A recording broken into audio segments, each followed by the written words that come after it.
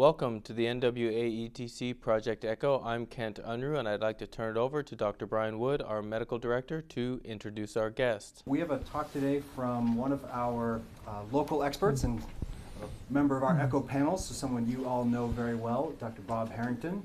Bob is director of Madison Clinic and also very involved in the AIDS Malignancy Consortium trials, and I will just turn it over to Bob. Okay, thank you, Brian. So I thought I'd just go through what the AMC is, and then we'll review the studies that are currently open in the AMC, the ones that are available here in Seattle, and the ones that are pending as well.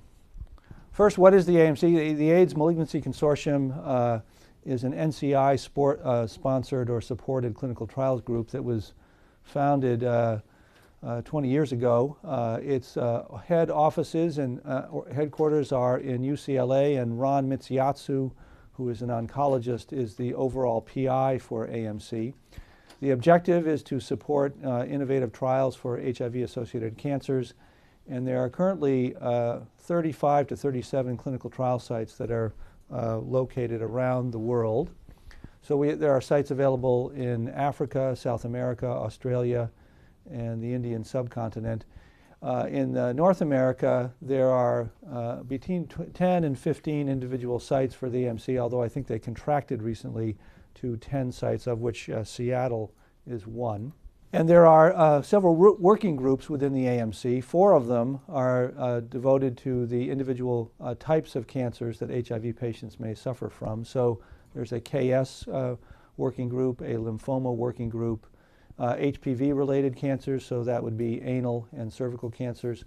And then we're all seeing lots of non-AIDS defining malignancies that are on the uptick in our patients, so especially lung cancers, hepatocellular carcinomas, and other head and neck cancers as well. There's a behavioral research working group, the goal of which is to reduce health disparities and get people from underrepresented communities into these studies. So the domestic core sites are listed there. I think this list has actually been shrunk to some degree. I think there are only 10 sites around North America. We can just focus on the Seattle core site. It is a collaborative group.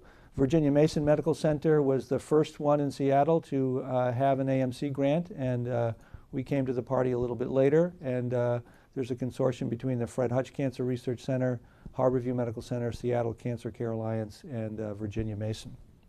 The people at these different institutions are listed here. So at the Fred Hutch and the Seattle Cancer Care Alliance, Corey Casper, Ann Wolfrey, and a new faculty member, Manoj Menon. Manoj started out as an EIS officer at CDC and then got some bad advice and went into oncology, and now is an oncologist. He's here in the room with us. Maybe he can duck his face in front of the camera in a minute, but he's going to be taking over a lot of the AMC studies at the SCCA.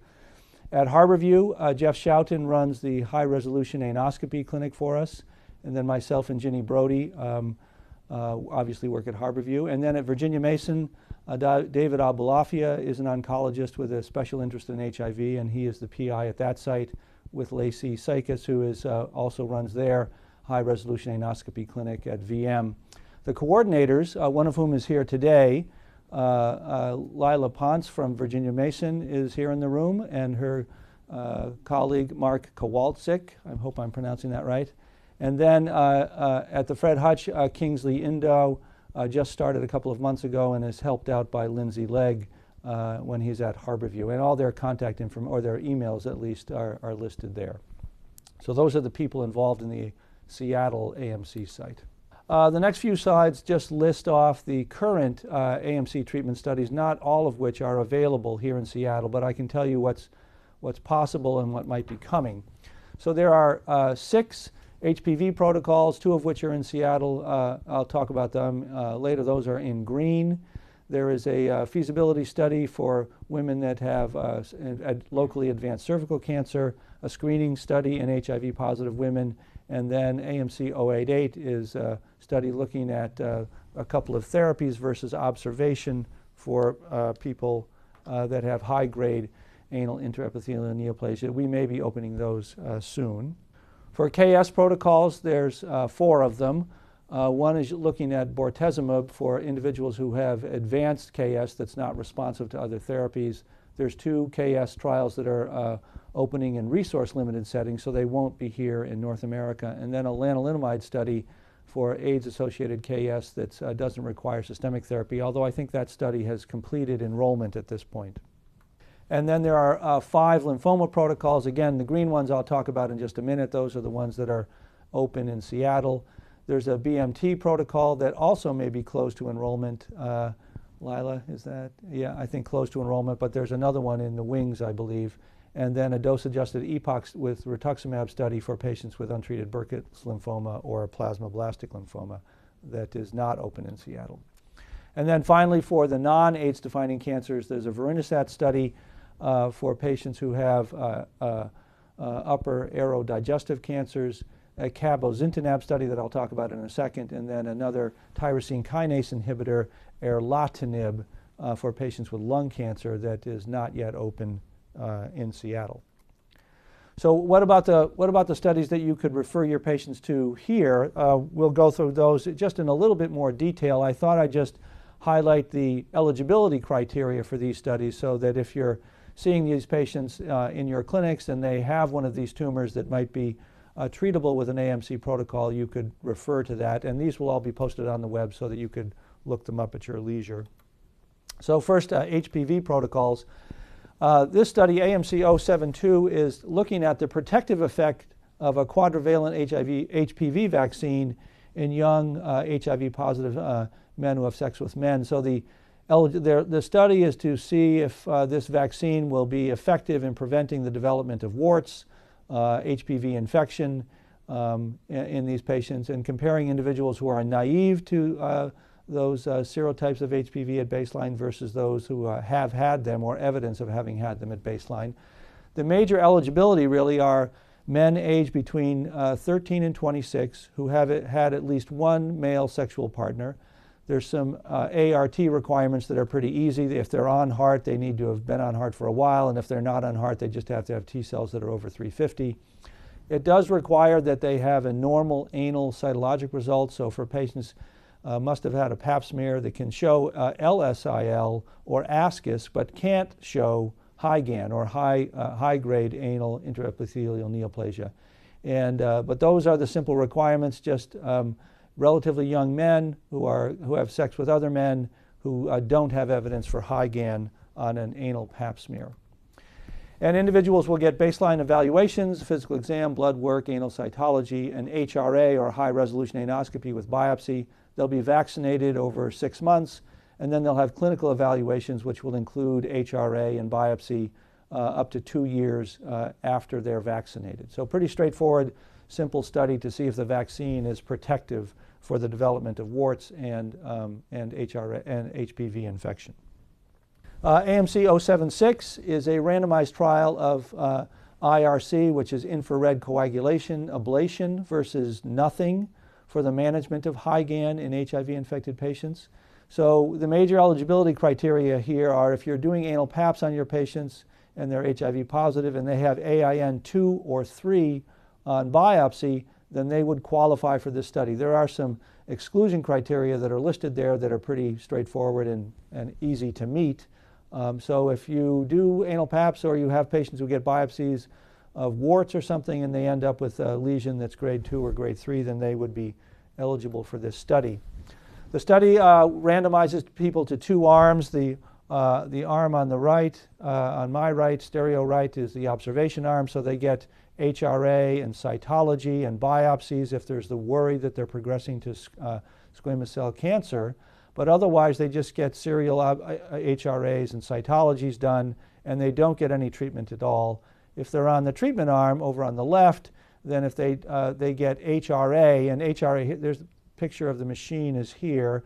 It's this little gun that delivers a pulse of infrared light that fries only the top few layers of cells. So it really is quite benign. It doesn't get into the submucosa at all. It's a good treatment for warts and for these superficial lesions. There's a picture of the probe, and it just gets the very superficial layers. And then they are treated this way and followed over time. If you have patients that have high-grade dysplasia, then that's an option for them. For lymphoma protocols, we have a few here in town.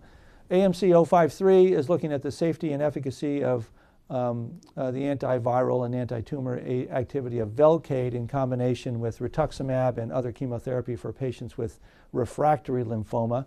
So patients must have had relapsed or refractory HIV-associated non-Hodgkin's lymphoma, and that lymphoma must be either EBV positive or HHV8 positive to get into the study. There's a lot of exclusion criteria that are pretty standard for most oncology trials. They can't have bad neuropathy or bad heart disease or serious psychiatric or medical conditions that would keep them from interfering, that would interfere with them participating in the study. But these are pretty standard for most oncology trials. Bortezomib is a small proteasome inhibitor. It's a novel agent, and it's currently approved for the use of patients who have myeloma and mantle cell lymphoma.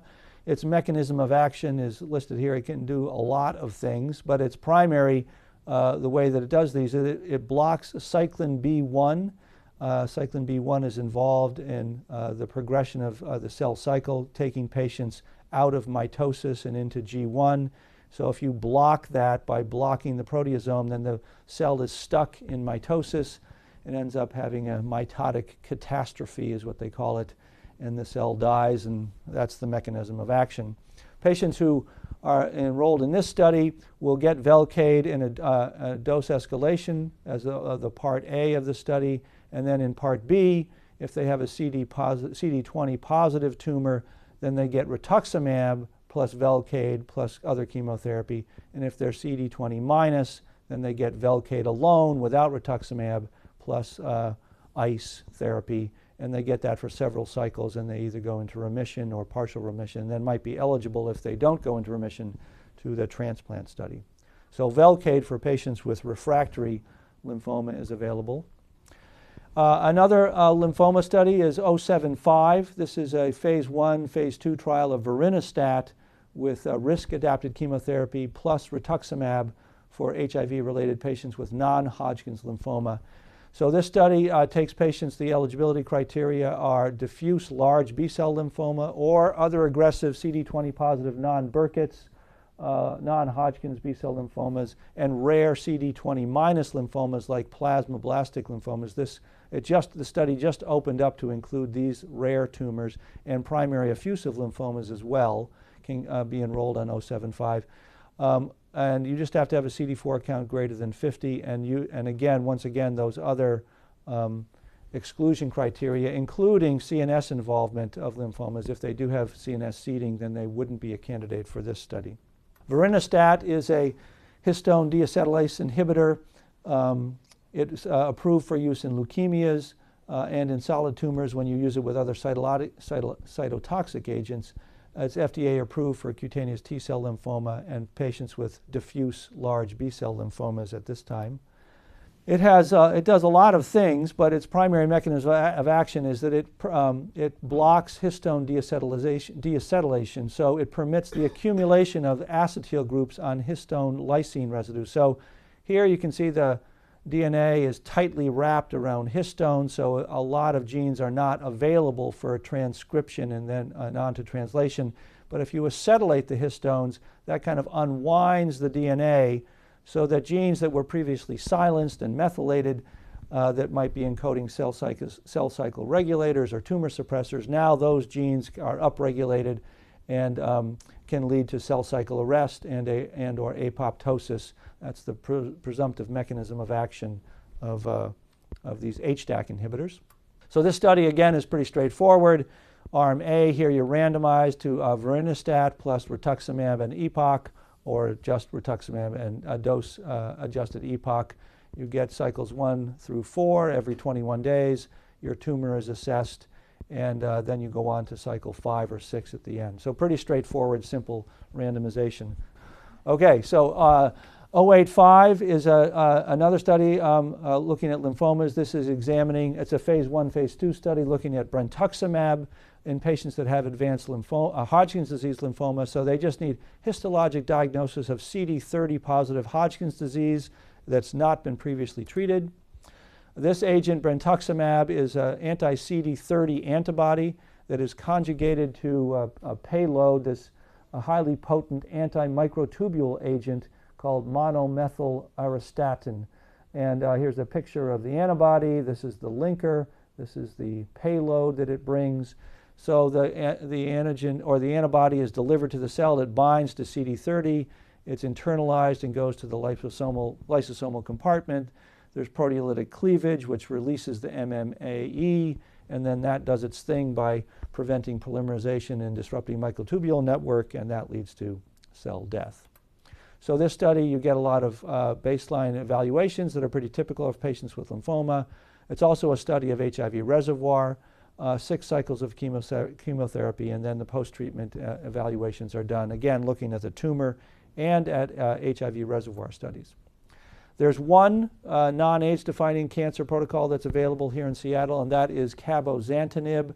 Cabozantinib, it's a phase 1 study looking at different doses of cabozantinib in patients that are on different types of ART therapy. The eligibility criteria are pretty broad. If you just have a histologically confirmed solid malignancy that is metastatic or unresectable and for which there is no standard curative or palliative measures, then your patient, as long as his Karnofsky score is greater than 60, can participate in this study. Cabozantinib is a tyrosine kinase inhibitor. It targets c-Myt and the vascular endothelial growth factor receptor 2, which is pictured here. So if cells are outgrowing their blood supply, there's upregulation of this hypoxia-induced factor that leads to upregulation of these two kinases, MET and VEGF. Cabozantinib blocks those kinases, and it prevents the development of metastases and the development of new blood vessels. So that's its mechanism of action. Patients are randomized to one of 3 different arms of cabozantinib depending upon their ART therapy.